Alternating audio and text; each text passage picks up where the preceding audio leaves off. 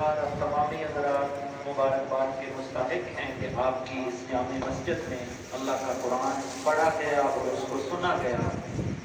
اللہ کریم ان کا پڑھنا اور آپ کا سننا اپنی بارگاہ میں قبول فرمائے۔ تو میں تمامی حضرات سے گزارش کرتا ہوں کہ بیٹھ جائے انشاءاللہ۔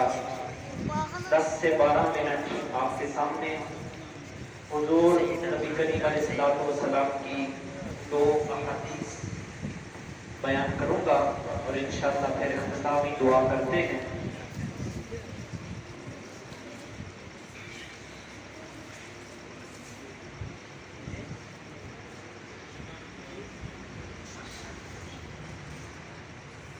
آپ بیٹا بیٹھ جائیں، بیٹا آپ بھی بیٹھ جائیں۔ سمجھ وقار اللہ رب العالمین نے ارشاد فرمایا اِنَّا نَحْنُ نَزَّلْنَا الذِّكْرَ وَإِنَّا لَهُ لَحَافِظُونَ۔ صدق اللہ مولانا العظیم۔ تمامی حضرات درود پاک پڑھ لیں۔ اللہم صلی علی سیدنا و مولانا محمد مبارک وسلم علیہ۔ الصلاۃ والسلام علیک یا سیدی یا رسول اللہ وعلی آلک و اصحابک یا سیدی یا حبیب اللہ۔ میرے ساتھ مل کر پڑھ رہے ہیں۔ ارے مومنو تم کہاں سو گئے ہو، خدا کا یہ قرآن لٹا جا رہا ہے۔ ارے مومنو تم کہاں سو گئے ہو، خدا کا یہ قرآن لٹا جا رہا ہے۔ آواز آ رہی ہے مدینے سے تم کو، یہ کیوں در در کی ٹھوکریں کھا رہا ہے۔ محمد کے یاروں پہ تانا سنی ہے، برا روز کہنا یہ عادت بنی ہے۔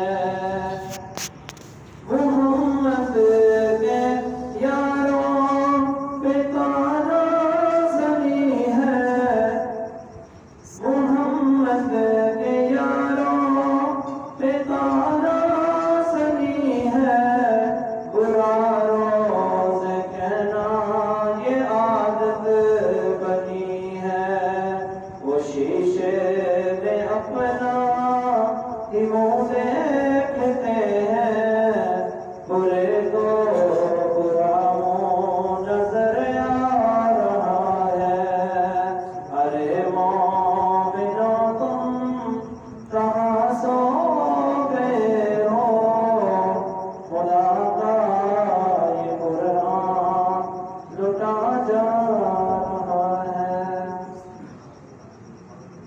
اللہ تعالیٰ کی حمد و ثنا حضور نبی کریم رؤوف الرحیم تاجدار مدینہ خاتم النبیین حبیب کبریا محمد مصطفیٰ صلی اللہ علیہ وسلم کی ذات پاک پر درود و سلام کا نذرانہ پیش کرنے کے بعد سمجھی وقار آج جمعہ المبارک کے موقع پر میں نے آپ کے سامنے قرآن مجید کے حوالے سے کچھ عرض کیا تھا، اور میں نے یہ بھی کہا تھا کہ یہ کتاب صرف اس لیے نہیں آئی کہ ہم اس کو چومیں، سینے سے لگائیں، خوشبو لگائیں، اس کو پھر کسی الماری میں رکھ دیں، کسی اونچی جگہ پہ رکھ دیں، ہاں، یا کوئی مر جائے تو اس وقت ہمیں یاد آئے کہ یہ قرآن اس کی چارپائی کے سرانے کی طرف رکھ دو، یا جب بچی کی شادی کی جائے تو لوگ اکثر قرآن اٹھا دیتے ہیں کہ میری بچی کو نیچے سے گزارو۔ اور یہ جو کورونا کے دن تھے تو ایک گھر میں گیا تو انہوں نے دروازے کے اوپر قرآن مجید رکھا ہوا ہے، اور میرے سامنے انہوں نے کہا بیٹا قرآن مجید کو کھولو، اس میں کچھ پیسے رکھ دو اور یہ دروازے کے اوپر رکھ دو اور ہم اس کے نیچے سے گزرتے ہیں۔ ساری باتیں اپنی کریں، قرآن کی برکتیں، قرآن عظمت والی کتاب ہے، قرآن کی تعظیم و تکریم ہم پر لازم ہے کہ ہم قرآن مجید کو دیکھنا قرآن مجید کو چومنا یہ ثواب ہے. کہہ دو سبحان اللہ. یہ ثواب ہے. اس کو پڑھا جائے, اس کو چوما جائے, اس کی تعظیم و تکریم کی جائے, اس کو اونچی جگہ پہ رکھا جائے, ان ساری چیزوں کا ثواب ہے. پڑھنے پر بھی نہیں کیا ہے, لیکن قرآن مجید کو پڑھنا پھر سمجھنا. جیسا کہ میں نے کہا تھا کہ کوئی ایک بندہ ایک رکوع اس کے معنی کو یعنی قرآن مجید کا ترجمہ پڑھتا ہے, پھر اس کے معنی اور مفہوم کو سمجھتا ہے, پھر اس کی تعلیمات پر عمل کرتا ہے. میرے دوستوں یہ کتاب عمل کے لیے آئی. اب دیکھیں جنہوں نے اس قرآن کو پڑھا سمجھا, حضرت عمر زمانہ جاہلیت میں دیکھیں, سیدنا صدیق اکبر کو دیکھیں, آج تک ان کے نام پر حضرت بلال کو دیکھیں. وجہ کیا کہ جنہوں آج بھی اگر حضرت عمر کا نام لیا جائے تو آج بھی کفر کے سینوں میں لرزہ طاری ہوتا ہے. آج بھی دنیا عمر کا نام سن کر کانپتی ہے. وجہ کیا؟ عمر قرآن سے پیار کرنے والا تھا. کہہ دو سبحان اللہ. عمر قرآن سے پیار کرنے والا تھا. عمر صاحب قرآن سے پیار کرنے والا تھا. دونوں چیزیں یاد رکھیں. نبی کریم علیہ السلام کی ذات کو دیکھیں. جہاں میں قرآن کی بات کرتا ہوں وہاں مجھ پر لازم ہے کہ میں صاحب قرآن کی بات کی کروں کہ جس نبی کے صدقے ہمیں قرآن ملا, جس نبی کے صدقے ہمیں رحمان ملا, جس نبی کے صدقے ہمیں یہ دنیا کی بہاریں ملی, جس نبی کے صدقے ہمیں یہ سب کچھ ملا. میرا رب قرآن مجید میں ارشاد فرماتا ہے, ٹائم بڑا مختصر ہے اور میں چند باتیں آپ کی گوش گزار کرنا چاہتا ہوں کہ اِنَّا نَحْنُ نَزَّلْنَا الذِّكْرَ وَإِنَّا لَهُ لَحَافِظُونَ. میرا رب فرماتا ہے کہ یہ قرآن, یہ ذکر ہم نے نازل کیا اور ہم اس کی حفاظت کرنے والے ہیں. تو قرآن کی حفاظت کا ذمہ میرے رب نے خود لیا. اس سے پہلے جو کتابیں آئیں ان کو اپنی مرضی سے ان میں رد و بدل کیا گیا. آج وہ کتابیں بدل چکی ہیں, ان میں رد و بدل کر دیا گیا. لیکن قرآن مجید فرقان حمید کو اللہ فرماتا ہے میں نے اٹھایا اور اس کی حفاظت کا ذمہ میں رب کو اٹھاتا اور قیامت تک اس قرآن کی حفاظت کائنات کا پروردگار کرے گا. اس قرآن کی حفاظت میرے رب نے کرنی ہے. اور پھر مدینے کے تاجدار صاحب قرآن کی بات کریں. جہاں اللہ نے قرآن کی حفاظت کا ذمہ لیا وہاں اپنے نبی سے فرمایا وَاللَّهُ يَعْصِمُكَ مِنَ النَّاسِ. اے نبی اللہ لوگوں سے آپ کی حفاظت فرمائے گا. قرآن کی حفاظت بھی میرے رب کے ذمے اور صاحب قرآن کی حفاظت بھی میرے رب کے ذمے. بڑی باتیں ہیں, بہت کچھ بیان کر سکتا ہوں لیکن مختصر کرتا ہوں. سمجھی بتا اس قرآن مجید کا پڑھنے والا بندہ, اس کو سمجھنے والا, اس کی تعلیمات پر عمل کرنے والا میدان قیامت کے دن حضرت عبداللہ بن عمر رضی اللہ تعالیٰ میں حدیث پاک کے راوی ہیں کہ نبی کریم علیہ السلام نے فرمایا قیامت کا دن ہوگا یقال لصاحب القرآن کہ جس کے سینے میں قرآن محفوظ ہوگا اللہ رب العالمین اس صاحب قرآن سے فرمائے گا, اس صاحب قرآن سے فرمائے گا. اب اس قرآن کی حفاظت قرآن مجید فرقان حمید کو تحریری صورت میں دیکھا جائے تو اس کی حفاظت آج ہمارے سامنے کتابوں میں موجود ہے اور اگر سینوں میں دیکھا جائے تو آج ہر گھر میں نہیں تو محلے کے اندر کم از کم ایک بندہ ہمیں ضرور ایسا ملتا ہے کہ جس کے سینے میں اللہ کا قرآن موجود ہے. قیامت کا دن ہوگا اللہ کریم صاحب قرآن سے فرمائے گا یقال لصاحب القرآن اقرا. وہ قرآن کو حفظ کرنے والے قرآن مجید کو پڑھ, قرآن مجید کو پڑھ ورتقی اور بلندیاں چڑھتا جا. قرآن پڑھتا جا, بلندیاں چڑھتا جا. اب توجہ کرنا, نبی کریم علیہ السلام نے فرمایا کہا جائے گا ورتل کما کنت ترتل فی الدنیا. قرآن کو ایسے ٹھہر ٹھہر کے پڑھ جس طرح تو دنیا میں قرآن پڑھا کرتا. میرے دوستوں آج اخبار سے تو ہمیں بڑا پیار ہے. کوئی بندہ اگر دہلی کی خبریں نہ پڑھ لے اسے چین و سکون نہیں آتا. کوئی ڈائجسٹ پڑھتا ہے, کوئی کس کی کہانی پڑھتا ہے, خدا کے لیے آج میرا یہ میسج ہے، میرا یہ پیغام ہے کہ آج ہمیں دنیا کی خبروں سے کوئی غرض نہ ہو، دنیا کی خبریں بھی پڑھیں لیکن اپنے اوپر لازم کر لیں کہ میں نے روزانہ اپنے گھر میں اللہ کا قرآن کھول کے پڑھتا ہوں۔ پھر دیکھیں اللہ برکتوں کا نزول کیسے کرتا ہے۔ تو قیامت والے دن صاحب قرآن پڑھے گا، کہا جائے گا ایسے پڑھ جیسے دنیا میں ٹھہر کے پڑھتا، جیسے تجھے دنیا میں قرآن سے پیار تھا، تو قرآن کو پڑھتا تھا، قرآن مجید کو پڑھتا تھا، ایسے پڑھ جیسے دنیا میں پڑھا کرتا تھا۔ سمجھتی وقت وہ حافظ قرآن مجید کو پڑھے گا، پھر اس کو کہا جائے گا کہ اب قرآن پڑھتا جا اور جنت کی منزلوں کو طے کرتا چلا جا، اور تیری منزل وہ ہوگی جہاں پر تو قرآن کی آخری آیت کو پڑھے گا۔ اب خود اندازہ لگائیں کہ جنت کی بلندیوں کو چڑھنے والا اور قرآن مجید کی تلاوت کرنا سٹارٹ کرے تو اللہ کریم جو جو پڑھتا چلا جائے گا بلندیوں پہ چڑھتا چلا جائے گا۔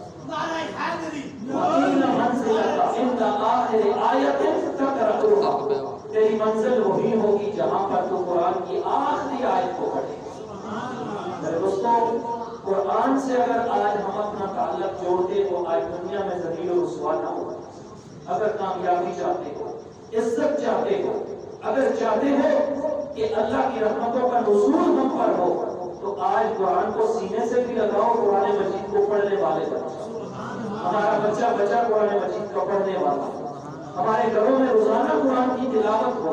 قرآن گھر میں ہے مگر ہم پڑھتے نہیں، ذرا بھی خدا کا خوف ہم کرتے نہیں، زلزلوں کے جھٹکوں سے کچھ جاتے ہیں فوراً، سن کر آذان کبھی ہم اٹھتے ہیں۔